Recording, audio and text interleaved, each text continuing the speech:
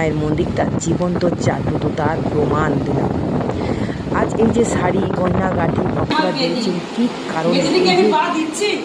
চাঁদা দিয়েছেন মাকে, কি কারণে? এই যে ঘটের মধ্যে জল আছে, ঘরটাকে পাল্টাচ্ছি, কি সুন্দর করে দেবীকে পা দিচ্ছি না, কি সুন্দর করে সাজাচ্ছে, এগুলো সমস্ত কিছু তুলে ধরেছি। এবং যারা যারা আমাকে নিয়ে খারাপ কথা বলে, সেই ইউটিউবার দেখে আমার একান্ত অনুরোধ, তোমরা দেখো তো যে এইভাবে পুজোটা করা ঠিক না, এর থেকেও আরও ভালো করে পুজো করা যেতে পারে। অবশ্যই আমি তোমাদের কথা রাখবো, কিন্তু সেটা ভদ্র ভাষা, গালাগালি বিহেভ দিয়ে কখনো কাউকে ভিডিও করে নিজের সম্মানটা তোমরা নষ্ট করো, ঠিক আছে? ধুনুখেতি এই ভাষা ওয়ার্ডটা তোমরা ব্যবহার করে তোমাদের বংশ পরিচয় দিয়ে দিচ্ছ, আর অনেক রকম বাজে বাজে ভাষা দিচ্ছ।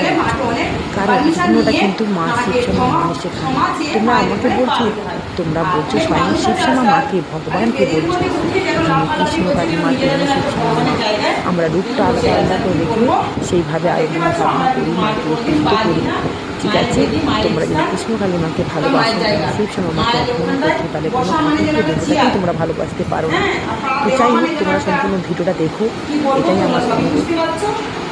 আমি কোনোদিন কাউকে বাজে ভাষা দিতে পারি না, কাউকে দিতে পারি না। আমাকে নিয়ে তোমরা অনেক উল্টোপাল্টা বাজে ভাষা রটাচ্ছ, সেটা তো এই দুই মা আছে, নিশ্চয়ই বিচার করবে।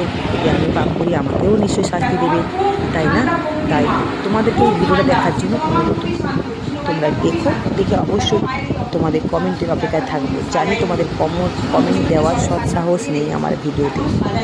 যারা ইউটিউবাররা, যারা আমাদের নিয়ে উল্টোপাল্টা গুজরে ভিডিও দিয়েছে, সেটি সৎসাহস থাকে, অবশ্যই কমেন্ট করবে।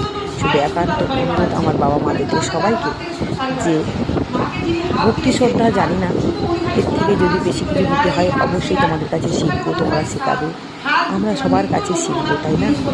হ্যাঁ, শেখার কোনো বয়স নেই, মৃত্যু পর্যন্ত শিখতে হয়। কেউ যদি বলে যে আমি সব শিখে গেছি বা আমার চৈতন্য জেগে গেছে, সে সম্পূর্ণ ভুল কথা বলে। কারণ আমাদের চৈতন্য জায়গা সোজা কথা নয়। তাহলে 5টা আগুন ভগবান আমাদের সমান করত। সম্পূর্ণ দেখতে থাকো ভিডিওটা, দেখার পর তারপরে ধৈর্য সহকারে একটু দেখো, দেখার পর তারপরে আমি আরও অনেক ভক্ত ছিল, সেগুলোকে তুলে ধরলাম না। এখানে যতগুলো ভক্ত তুলেছি যথেষ্ট কিনা, তোমরা দেখো। মায়ের মন্দিরে ভক্ত হই না বলো তো? ভক্তকে তো আমি দেখি ভাইরাল হই না, মাঝে মাঝে তোমাদের জন্য আমাকে ভক্ত। তো যাই হোক, ভালো থেকো, সম্পূর্ণ ভিডিওটা দেখতে থাকো, বেশি কথা বাড়ালাম না। এবার মায়ের ফুলগুলো সব দিয়ে দিতে হবে। মায়ের কন্যা এর নতুন ওড়না দেওয়া হলো, দেখতে পাচ্ছ? ভক্তরা দিয়েছেন, ওনাদের অনেক বড় বড় সমস্যা ভালো হয়েছে, শাড়ি কিনে দিয়েছেন, ওনার বড়